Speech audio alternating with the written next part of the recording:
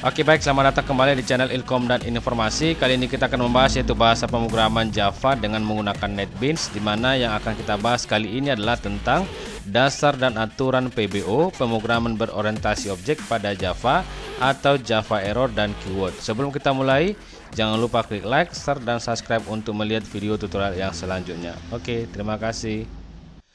Oke baik, kita lihat dulu di sini bagaimana struktur atau bagian dasar program Java, sehingga nanti dengan struktur atau bagian inilah nanti bisa kita mudah dalam pembuatan sebuah program, ya.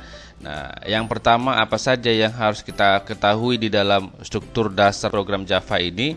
Nah, yang pertama ada base case, lalu diikuti dengan import, lalu ada kelas, di mana di dalam kelas itu ada data dan metode. Kemudian diikuti dengan program utama, di mana di program utama ini ada konstruktor, ada block statement, dan ada block control. Itulah dia bagian-bagian dalam pemrograman Java, ya. Nah, di sini kita bahas untuk yang pertama ada base case. Apa itu base case? Nah, di sini perintah Java yang digunakan untuk memberitahukan bahwa suatu kelas adalah anggota dari base case. Nah, sedangkan nama base case dapat berupa susunan direktori, tempat di mana file kelas disimpan, atau nama folder. Sama seperti folder, ya, di mana folder itu adalah tempat untuk menampung kumpulan dari file. Nah, itu juga sama dengan base case, ya, kumpulan dari beberapa kelas. Oke. Nah, kemudian kita lihat lagi sini import.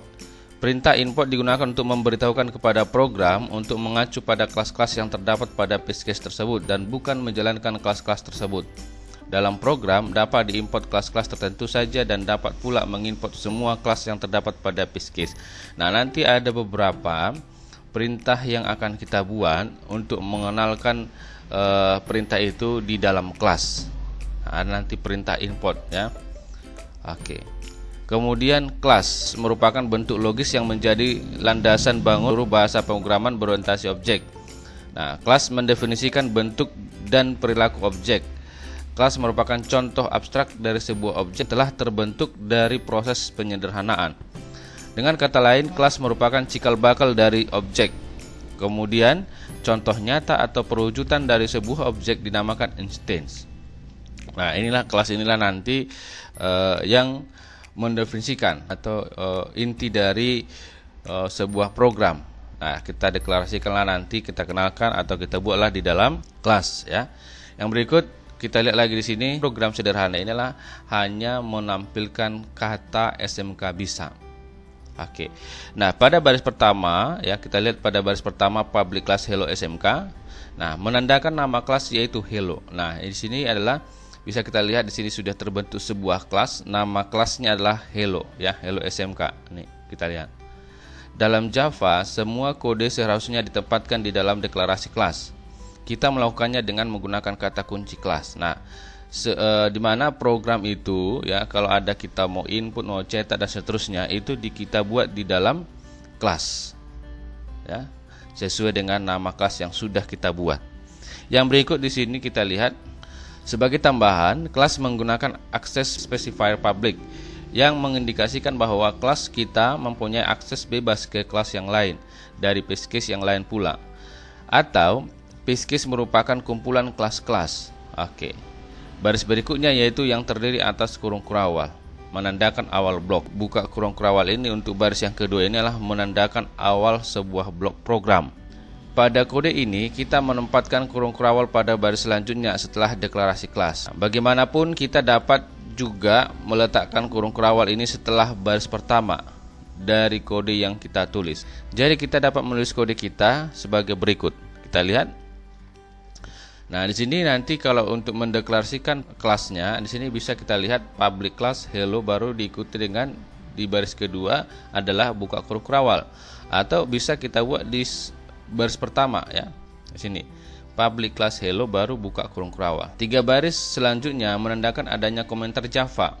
Nah, di mana untuk komentar adalah sesuatu yang digunakan untuk mendokumentasikan setiap bagian dari kode yang ditulis. Komentar bukan merupakan bagian dari program itu sendiri, ya, tetapi digunakan tujuan dokumentasi. Komentar itu sendiri dapat ditambahkan pada kode yang Anda tulis sebagai petunjuk yang dapat membantu proses pembelajaran pemrograman yang baik. Nah, di mana di dalam komentar ini adalah bukan perintah Java, hanya sebagai keterangan yang tidak akan dibaca atau tidak akan dieksekusi pada saat dijalankan. Hanya sebatas sebagai keterangan saja untuk kita seorang programmer, gitu ya. Nah, kemudian kita lihat di sini untuk dalam pembuatan komentar itu bisa menggunakan slash tanda bintang 2 kali. Ini ada tanda bintang. Lalu kita buat keterangannya apa? Di sini dibuat program pertama, lalu bintang baru slash seperti ini. Komentar dinyatakan dengan tanda slash bintang dan bintang slash. Segala sesuatu yang ada di antara tanda tersebut diabaikan oleh compiler Java dan mereka hanya dianggap sebagai komentar. Itulah dia untuk pembuatan komentar. Nah, ada juga nanti bisa kita gunakan slash 2 kali.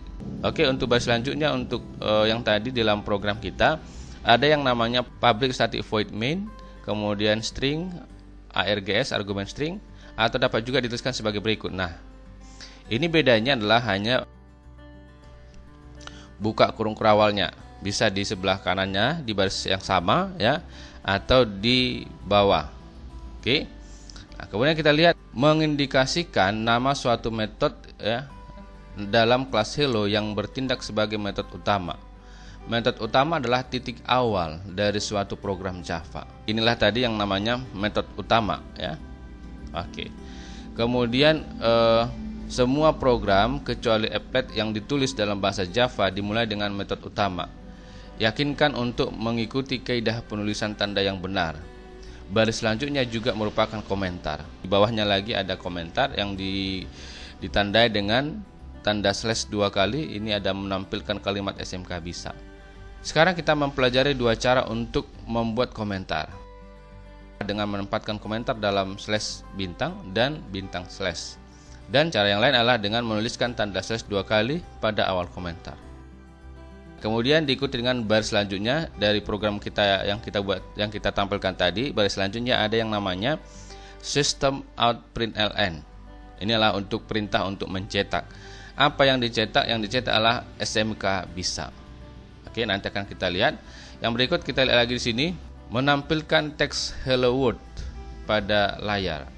Perintah system kemudian out println. Inilah untuk perintah mencetak, menampilkan teks yang diapit oleh tanda double quote atau tanda petik ganda pada layar. 2 baris terakhir yang terdiri atas 2 kurung kerawal digunakan untuk menutup metode utama dan masing-masing kelas secara berurutan. Kita lihat di sini sebagai catatan, program Java yang Anda buat harus selalu diakhiri dengan ekstensi file.java. Oke, di mana ekstensinya atau file type-nya adalah .java. Nama file seharusnya sesuai sama dengan nama kelas publiknya. Sebagai contoh, jika nama kelas publik Anda adalah Hello SMK, Anda harus menyimpan file tersebut dengan nama hellosmk.java. Oke. Nah, kemudian Anda harus menulis komentar sebagai penjelasan pada kode yang Anda tulis, yaitu komentar yang berisi keterangan mengenai baris perintah pada kelas atau apa yang dijalankan oleh metode yang Anda tulis tersebut. Nah, kalau bisa nanti setiap program, baris program itu silakan diberikan keterangan atau penjelasan dengan menggunakan komentar tadi ya. Baik itu menggunakan bintang slash atau slash bintang atau slash 2 kali gitu ya. Kita lihat dulu sini sebagai contoh ya. Kita buat project baru, caranya adalah klik dari file, kemudian pilih new project atau shortcutnya adalah Ctrl Shift N. Di bagian kategori kita pastikan yang kita pilih adalah Java. Di bagian project ini kita pilih yang namanya Java Application nih. Oke. Lalu kita pilih next. Nah, di sini ada project name. Apa nama projectnya? Oke. Nah, nama project kita ini adalah kita buat misalkan ya, latihan 1. Ini kita buat latihan pertama. Untuk project location ini silakan kita tentukan lokasi penyimpanan program kita ini. Silakan kita klik browse. Oke, saya simpan di disk PC. Lalu saya pilih misalkan di drive E-nya yang ini. Oke, kalau nanti ada folder lagi, silakan dipilih foldernya. Di folder mana mau kita simpan. Nah, di sini saya buat di drive E, lalu saya pilih open. Di bagian project folder nanti ada di alamatnya di E latihan 1. Untuk create main class-nya, untuk yang ini tidak usah dicentang, supaya nanti untuk nama kelasnya kita buat sendiri, supaya nanti lebih paham bagaimana cara pembuatan nama kelas. Oke. Nah, kalau sudah kita finishkan, kita klik tombol finish. Kita tunggu ya, ini create new project, ini dalam proses pembuatan project baru. Nah, kemudian kita lihat di sini di bagian projectnya ini ada yang namanya latihan 1, kita klik tanda plusnya. Kemudian kita kliklah di bagian source paste case di sini, tanda plusnya. Nah, untuk paste case kita belum ada. Kita buat dulu yang namanya apa itu paste case-nya, karena di situ nanti kita akan buat setiap kelas atau program ya, atau yang namanya main methodnya. Dalam pembuatan yang namanya paste case kita ini akan diklik kanan di bagian default paste case, lalu kita pilih new, kemudian kita pilih Java paste case yang ini. Untuk paste case name-nya kita buat pertemuan 1, kita singkat P1. Lalu kita buat finish di sini. Setelah itu nanti kita buatlah dalam paste case P1 ini kita buat sebuah kelas ya. Untuk membuat kelas silakan klik kanan di bagian paste case-nya, kemudian pilih new, kemudian pilih Java class. Ini. Untuk nama kelas kita di sini perintah mencetak. Kemudian kita pilih finish. Oke, kita tunggu ya. Please wait. Nah, di sini sudah ada sebuah kelas yang namanya perintah mencetak.java yang ini.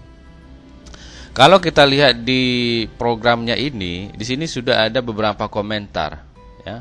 Nah, sebagai keterangan di mana di sini ada menggunakan slash bintang, ada menggunakan bintang, ada menggunakan slash bintang 2 kali.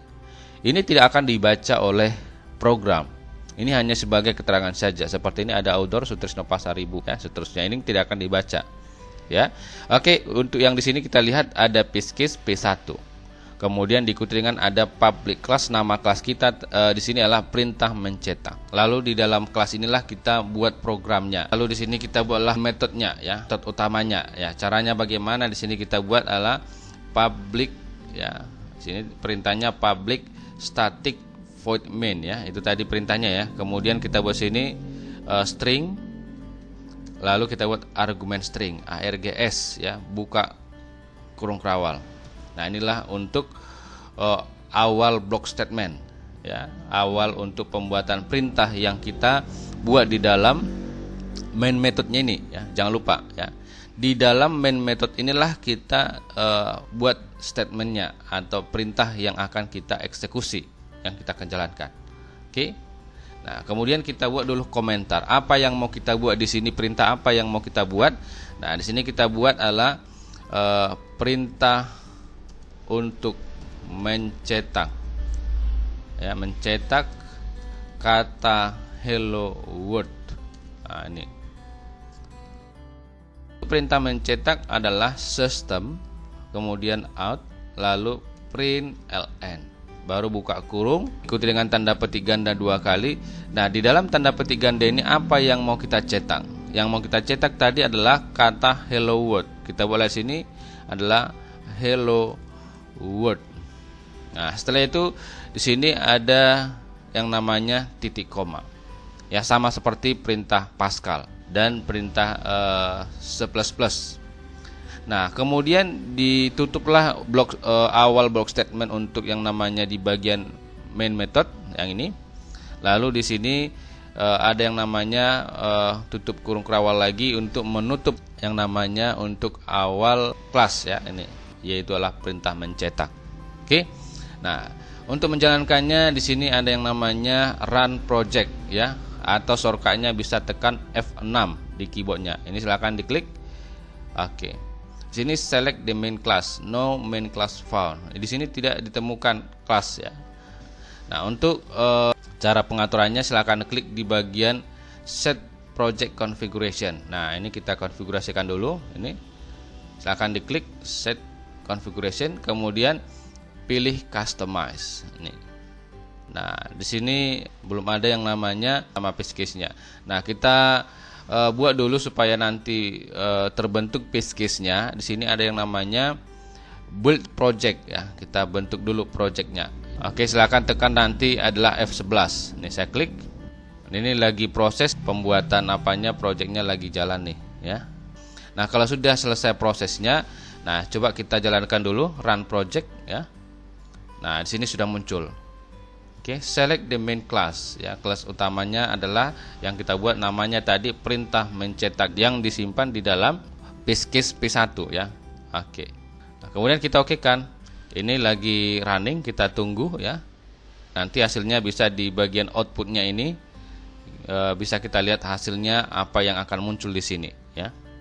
Oke, di sini sudah ada yang namanya build successful ya. Oke, sudah berhasil. Dimana di sini yang ditampilkan adalah kata hello world nih. Oke, inilah yang namanya struktur dalam pembuatan sebuah program di dalam Java. Inilah program sederhana. Dimana tadi ada base case dan di sini ada pendeklarasian nama kelasnya apa, dan disinilah yang kita buat nanti di dalam main method ini. Dalam metode utama inilah nanti akan kita buat perintah apa yang akan kita buat. Oke, yang berikut ini kita lihat lagi sini yang perbedaan syntax error dan runtime error ya. Kita lihat di sini apa itu syntax error. Nah, kalau syntax error biasanya terjadi karena kesalahan penulisan, mungkin kekurangan sebuah perintah di Java atau lupa untuk menulis tanda titik koma pada akhir pernyataan. Java mencoba untuk mengisolasi error tersebut dengan cara menunjukkan baris dari kode dan terlebih dahulu karakter yang salah dalam baris tersebut. Bagaimanapun juga, error belum tentu berada pada titik yang ditunjuk. Ya.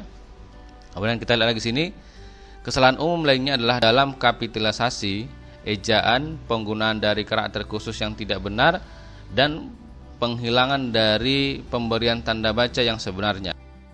Kita mengambil contoh pada program hellosmk.java, ya, dimana dengan sengaja kita menghilangkan titik koma pada akhir pernyataan dan juga mencoba untuk mengetikkan ejaan yang salah pada sebuah perintah. Lihatlah pesan error yang ditampilkan setelah pengkompilan program dijalankan. Pesan error yang pertama memberitahukan bahwa di program dijalankan. Pada error yang pertama memberitahu bahwa di program terdapat error pada baris yang ke-6. Hal itu menunjuk pada kata setelah statik ya, dimana seharusnya dieja sebagai statik. Pada error yang kedua memberitahukan bahwa pada program tersebut kehilangan titik koma setelah pernyataan. Nah, untuk yang namanya syntax error ini karena akibat dari salah ejaan. Misalkan statik dibuat di sini adalah bukan pakai C tapi pakai K misalkan, seperti ini. Oke. Nah, sehingga nanti ini akan error. Di sini ada muncul pemberitahuan atau informasi. Nah, kalau kita jalankan di sini, kita run ya. Tekan F6. Nanti di sini di bagian outputnya ini akan muncullah errornya di mana. Oke, kita tunggu, ini masih dalam keadaan jalan ya. Nah, di sini error ya, error main method ya. Ini errornya di main methodnya ya. Main method not found in class ya. Berarti main methodnya tidak ditemukan di dalam kelas P1. Please define the main method ya. Silakan dicek ya, dicari ulang ya main methodnya ya, di bagian public static void main string argument string. Nah, ini ya. Nah, di sini sudah dikasih tahu yang penulisan yang benarnya seperti apa nih, dimana untuk yang salah itu ada di baris pertama ini. Oke, baris pertama itu adalah yang dikenali mulai dari main methodnya ini ya. Main methodnya kalau error di sini inilah sebagai baris kedua yang ini, dan kalau error di sini nanti inilah baris ketiga, dan seterusnya. Baris pertama itu yang dikenal adalah yang ini ya. Perintah main methodnya inilah dianggap baris pertama. Nah, itulah dia. Ini kita buat di sini ada C. Oke. Lalu kita hapus misalkan simbol yang tidak kita deklarasikan atau tidak kita buat. Contoh, ini tadi salah ejaan ya, salah penulisan. Nah, bagaimana kalau ada yang tidak kita buat atau tidak kita buat nih? Jadi nanti ada muncul error. Ini ada muncul katanya adalah titik koma expected. Nah, ini. Oke, ada muncul pesan tadi waktu kita arahkan sini. Nah, ini pastikan nanti di dalam program kita ini jangan ada tanda seperti ini ya. Oke, ini menandakan adalah error ya. Silakan nanti diperhatikan di baris tanda yang diberitahukan di sini, ini di baris ini ya. Oke. Nah, itulah dia untuk yang namanya syntax error, karena salah penulisan dan ada atau simbol yang tidak dibuat ya, yang tidak dideklarasikan. Berikut di sini ada runtime error. Sebuah program yang berhasil dikompil belum tentu berhasil dijalankan. Ya. Inilah yang dinamakan runtime error. Kesalahan ini tidak akan ditampilkan sampai kita menjalankan program tersebut.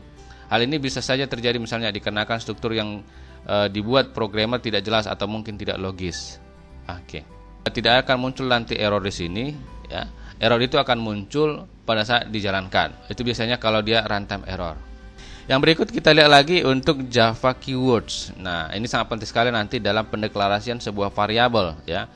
Kata kunci atau keywords dari sebuah bahasa pemrograman adalah kata-kata yang didefinisikan secara khusus yang hanya dimengerti oleh compiler bahasa pemrograman tersebut ya, dan tidak dapat digunakan sebagai identitas variabel. Di bawah ini ditampilkan semua kata kunci pada Java ya, atau Java keyword. Nah, di sini ada abstrak ya, ada boolean, ada break, ada byte. Ini adalah tipe data. Ini tidak boleh kita buat menjadi nama variabel ya. Nah, kemudian ada default, do, double, else, extended, final. Ini ada float, ada for ya, ada go to. Nah, ini bisa kita perhatikan, ada if, implement, import, instance ya, ada int, ini tipe data, ada native, ada new, ada paste case, ini nama paste case. Nah, seperti ini. Oke. Nah, catatan true, false, dan null bukan termasuk kata kunci, akan tetapi mereka termasuk kata-kata khusus ya. Jadi Anda tidak dapat menggunakan mereka sebagai nama variabel pada program Anda.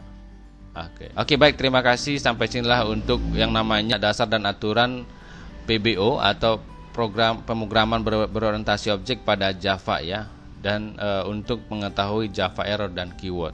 Oke. Nah, baik, terima kasih, semoga bermanfaat, semoga paham atas apa yang saya jelaskan. Akhir kata saya ucapkan banyak terima kasih.